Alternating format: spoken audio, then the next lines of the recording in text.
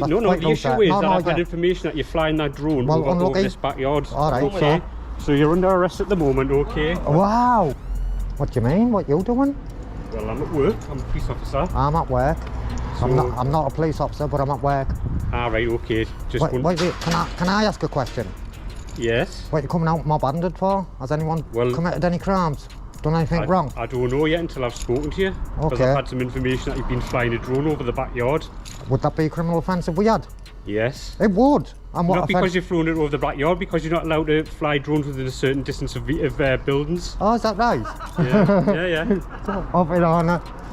Yeah. So you know the drone legislation, do you? Because by the sounds of that statement you've just made, I'd say you don't know what you're on about, if I'm honest. Okay. But another question for you. Are you videoing? Yes. Can you tell me why you haven't told me? Because it's written here. Well, I'm dyslexic, sir. Okay. It's not okay. It's not okay because it's all right saying it's. How do you know I can read? How do you know I'm not short-sighted? All right.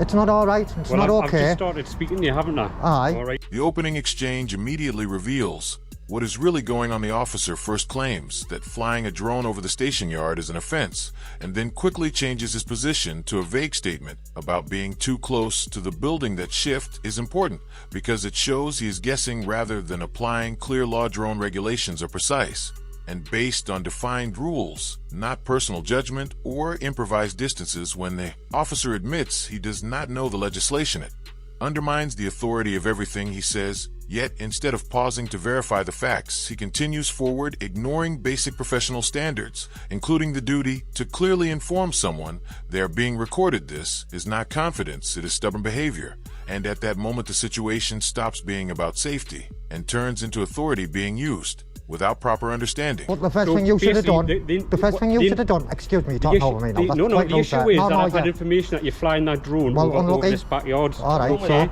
So you're under arrest at the moment, okay? Wow. You don't have to say anything but me how my defence statement when questions took me to later on in court and you do say it, maybe give them evidence. Sorry. Okay. I'll tell you now, the law, the drone legislation is anything under 240. One of the males at the moment to establish what's going on. If we could have another car here, please. So am I detained or arrested? No, you're under arrest. Right, wait there, mate, because this is a couple of £100 worth of fucking equipment, right? And don't you be breaking it. You break any of this, right, and you'll be paying for it. All right, don't snatch off me. Right? I won't. I'll do it in my own time, when I want, how I want. You're getting sued for it, you know. Okay. Believe. That's fine. So what's your grounds for arresting me then? Sorry? What's your grounds? I'll get to the grounds in a minute, alright? Don't touch me, mate. Okay. No, you've arrested me, so tell me what for? To prevent any harm, okay? Any harm of what? To prevent harm, because I don't know what... I need to establish what you're doing, okay? Well, if you'd have asked, I'd have told you. This is a police station, okay? This is the point where it moves beyond confusion and becomes outright recklessness. There's no warning, no clear explanation of detention, and no lawful grounds given, just hands placed on him, cuffs applied, and an arrest declared after everything is already done. His equipment is taken before he is even told why his freedom is being removed, which is not proper procedure, but a sign of panic. When Torbinator says he will take legal action and is met with a casual response, it reflects a mindset of indifference rather than confidence, because the consequences do not feel personal. The justification that follows only deepens the problem. Claiming an arrest was needed to prevent harm or figure out what he was doing completely reverses the purpose of that power. Arrest is not meant to be used as a tool for gathering information or as a shortcut to ask questions.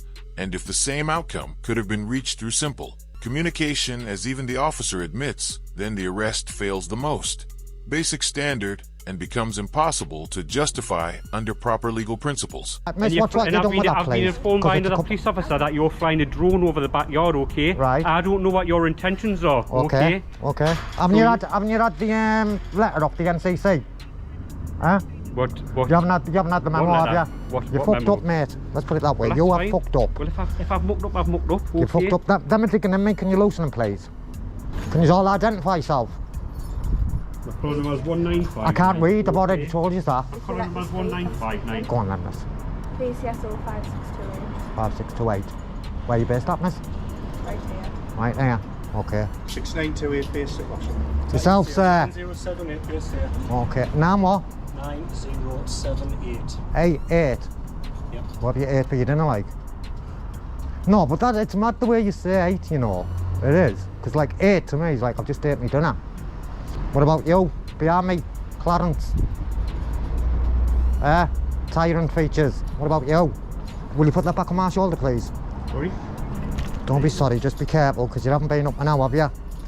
You sorry? Fucked up, you big time. Well, that's fine. No, it's not fine, sir, because that's why people like me come here. Justification keeps narrowing until it is reduced to a simple claim of not knowing his intentions, which is not a valid reason to arrest anyone. It is actually an admission that no real grounds exist, because in everyday public life, not knowing intent is completely normal. And if that alone were enough, then anyone could be detained at any moment. The Tobinator points this out immediately, making it clear that uncertainty is not the same as suspicion, and it does not give authority to use force.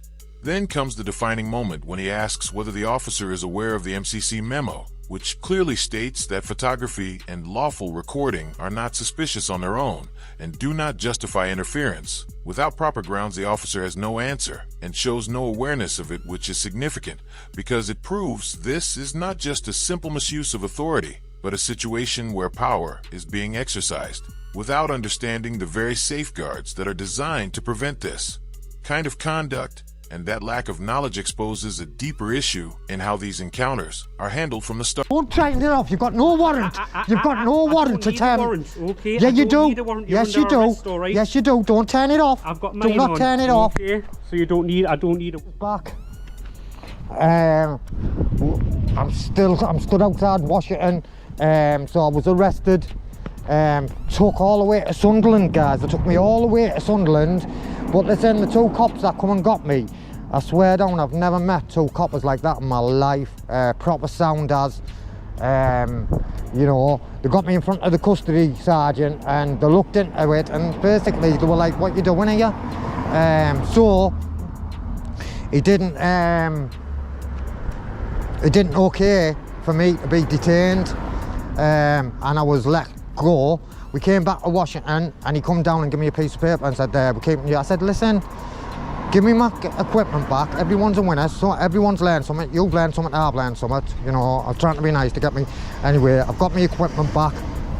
And what it is, and that's why we do what we do, guys, because of people like him who you've just said. It is all about the chain of actions, where every move happens before any real reason is established. The arrest comes first, and the explanation follows later, while the grounds are searched for only after the cuffs are already on. Intentions are used as justification because nothing solid exists, and even the demand to switch the camera off follows the same pattern of control, coming before clarity. At no stage is there a clear and lawful path that connects simple observation to a justified arrest. And the outcome at the end says everything. He walks away free with nothing that holds no offense, stands no paperwork, supports the action, and the arrest itself falls apart completely.